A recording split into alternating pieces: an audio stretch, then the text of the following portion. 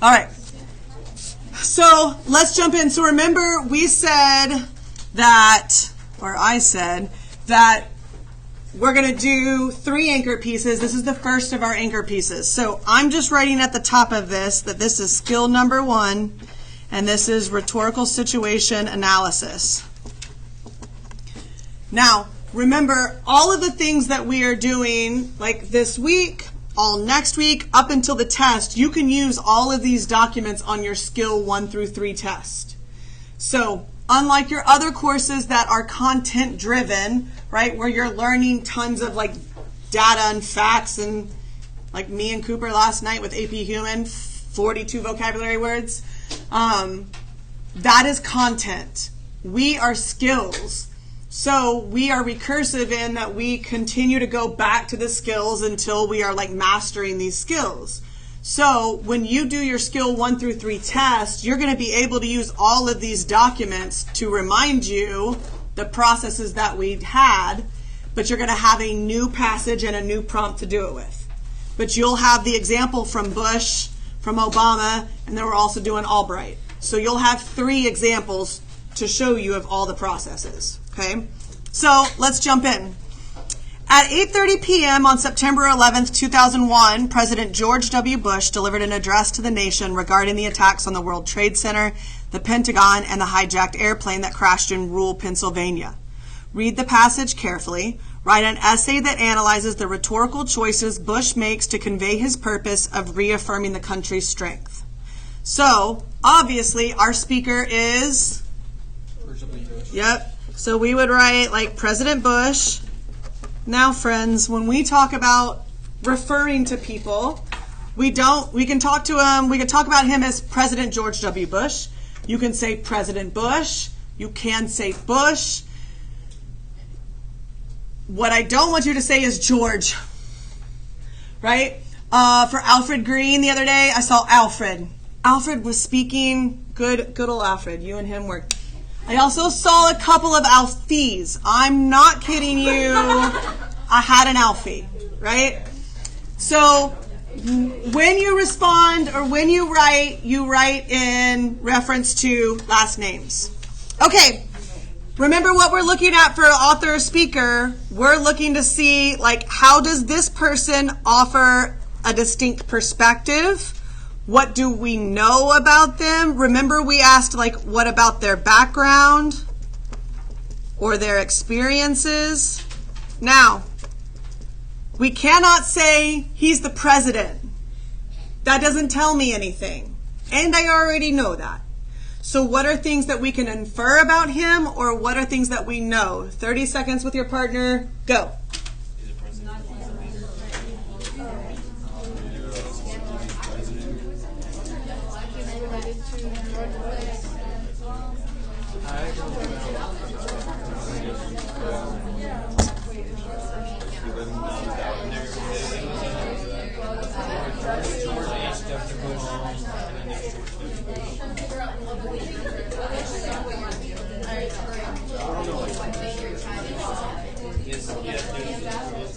All right.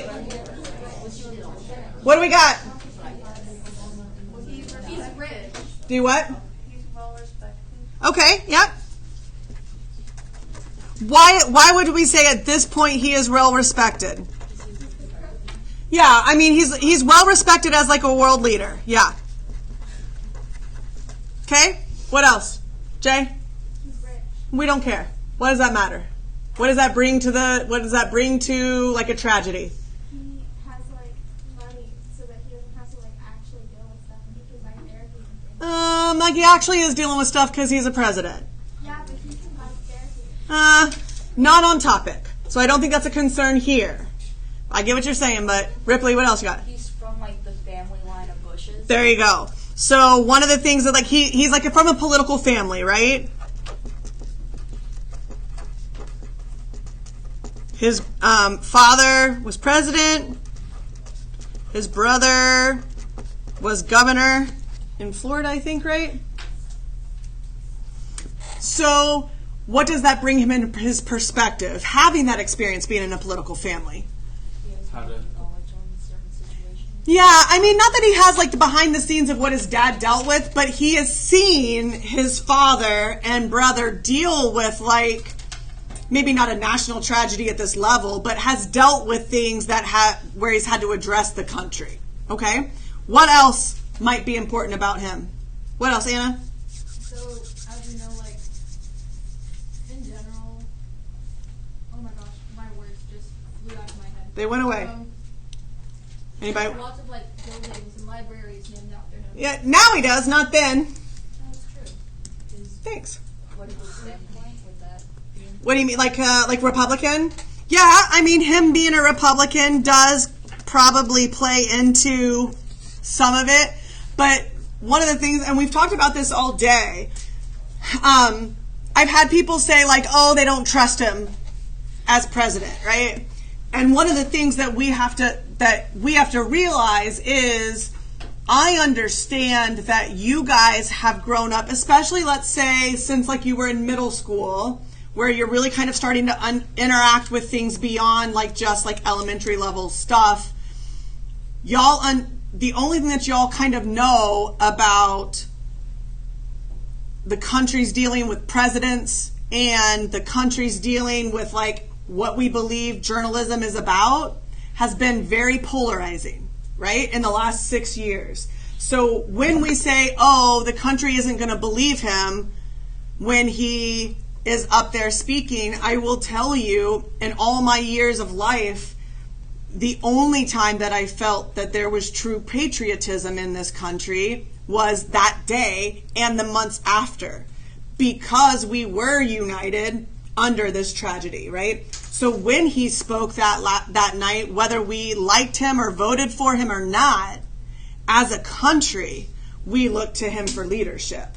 It may not be the same thing now. I would say it's probably not, right? But then that he was Republican did matter, but then for us at that point it didn't matter. Like political lines, he was our president, right? All right, anything else?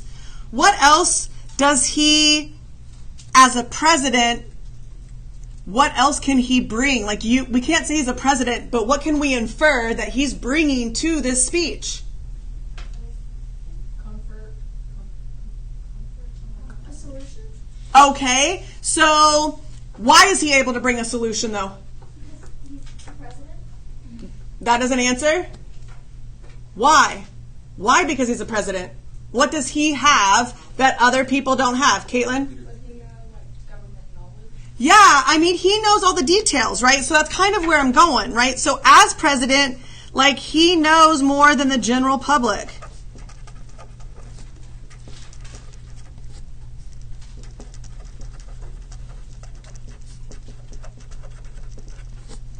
So he has all the facts and data, right? So yes, he's president, but what does that allow him to bring into this conversation is all of the facts, at least up until that point. All right, let's talk about audience. There are two main things we said we have to remember when we talk about audience. What are the two things I want you to do? No, don't generalize. Oh yeah, that's be very specific. Be very specific, be descriptive, and I mean, you can literally read it on the paper in front of you.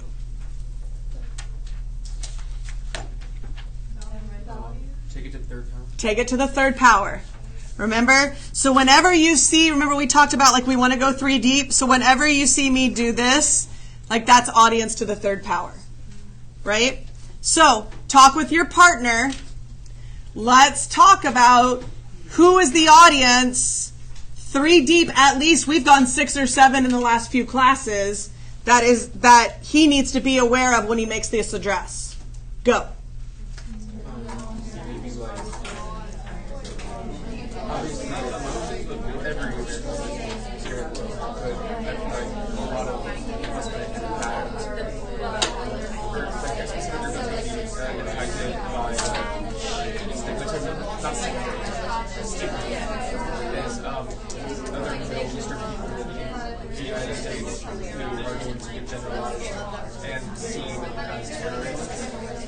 reconciliation, we're going to look at which is majority of Eastern people in the U.S. was still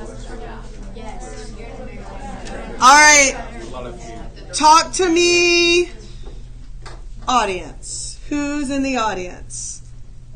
Maggie, were you like? Oh, no. Oh, I was like, saw you kind of raise it, and then we bet no. Okay, we were the no. Okay, Tate, what do you got? Middle Eastern people living in the U.S. who are going to get generalized and Yeah. stereotyped as terrorists. Okay.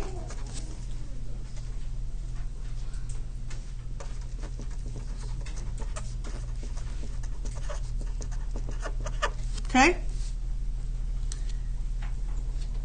And he makes a little bit of that distinction in the speech. What else, Anna? Specifically, like New Yorkers or people that work around or with or are like first responders.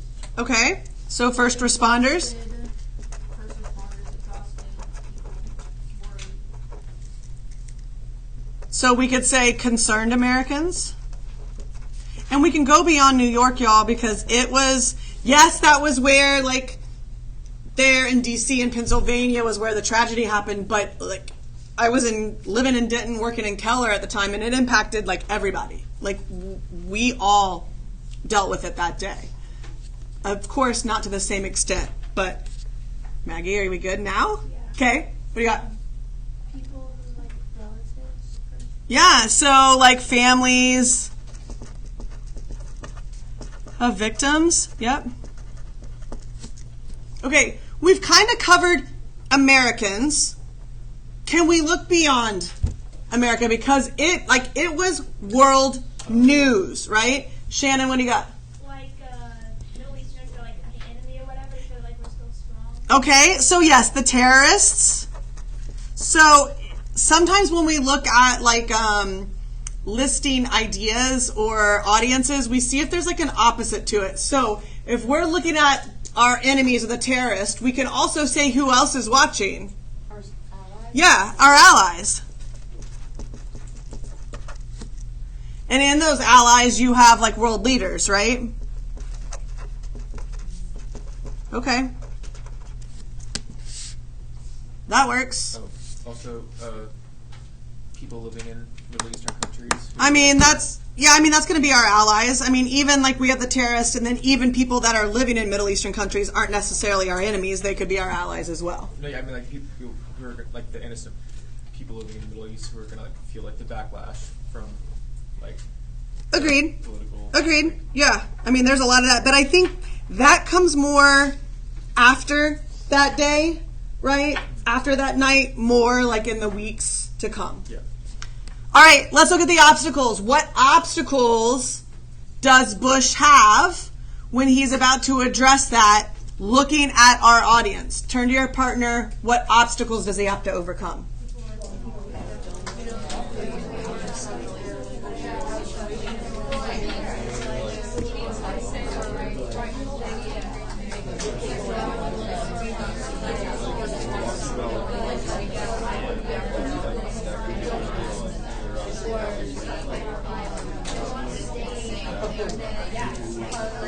Oh yeah, like speaking without like targeting, like yeah.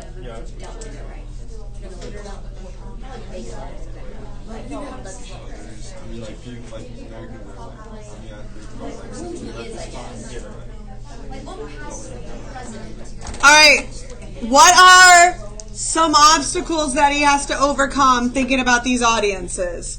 What do we have? Macy. Like the loss of hope from the citizens. Okay, let me kind of reframe that. What hope have we lost in that immediate? I mean, it's been within 12 hours. So maybe not a loss of hope, but maybe a loss of what? Security. Yeah, that would work. Like, we haven't given up yet, right? I mean, like, it just happened. We're not like, oh crap, we're done. But we have, what did we say? It's a loss of security. Sorry, my blonde brain was going all over the place.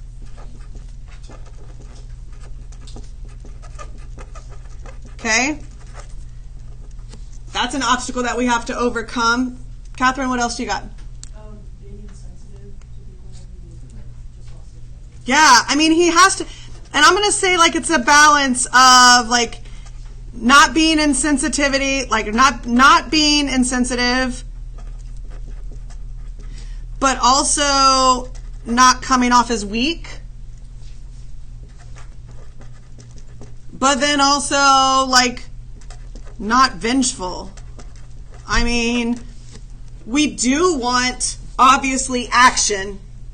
But we also don't want a president that's going to be like, kill everybody, let's go, right? Like, we need that balance of, like, some empathy for our country, but he can't seem weak.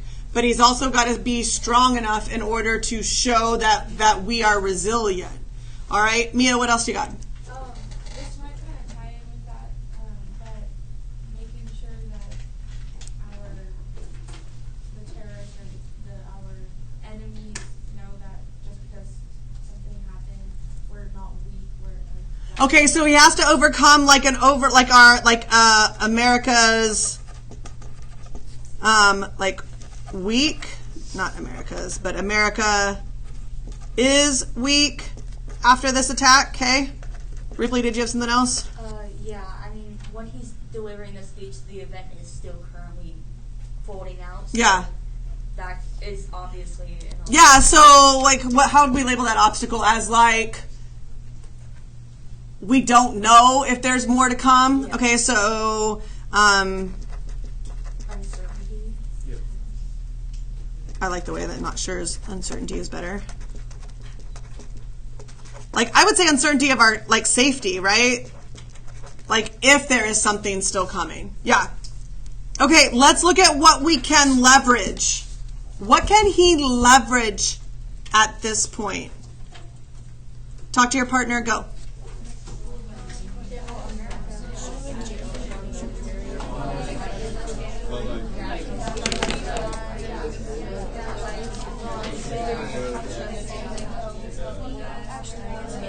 I guess like play off of, even though it's not necessarily, I'm sure you know what kind of I don't know if it's like encouraging, like playing off like All right. What can he leverage in his favor? Anna? that yes, Americans are distraught. They are sad, so they're looking for somebody for comfort and security and answers. Good. So Americans are looking for, leadership. Okay. What else? We have a lot of national allies and a lot of national security that could help us out. Yep.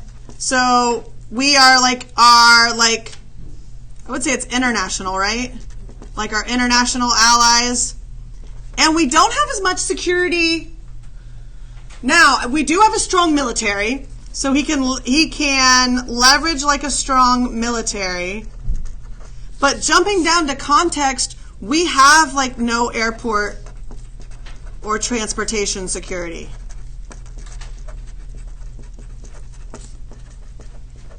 Right? Before 9/11, you were able to walk Dad to the terminal and to the gate and sit with Dad and smoke a cigarette if you wanted to and wait until Dad got on the plane and then everybody, the whole family could leave, right? There were a lot of things that have changed since that date. What else can we leverage? Or he leverage, not we. What else can he leverage? Kind of the facade of patriotism and kind of playing off of we're the United States, we can get through this, we're strong enough to get through this. You're it's a little facade. Don't be so Debbie Downer today. It's not a facade at that time. It's. I don't know what other word to use. It is it's a sense of unification and the sense of patriotism. And I mean, it's not fake. We are at the point we have nothing else to do than to combine. So if we look at exigence, part of this is easy. Duh. Why did he give it? Because the attacks, right? But we need to look at like why at that time. Why did he wait? Maggie, go ahead. So people could like process it. Good. Somebody said that earlier, and it was the first time that I heard it. So like, was it ability to kind of maybe like process some grief, but also what else would you say, Macy?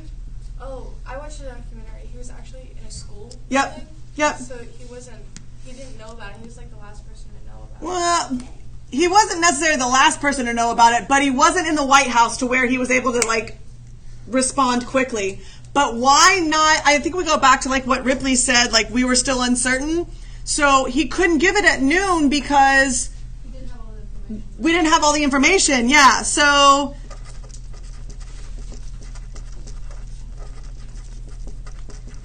he had to wait until he was sure that things were safe. Okay. Context, we want to look at like economically, we were good as a country.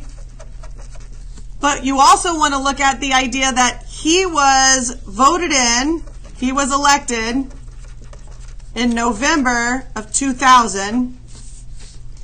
He was sworn in January of 2001. So he's 9 months into his presidency.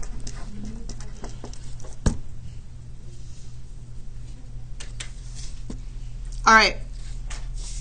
Real quick, here is your task.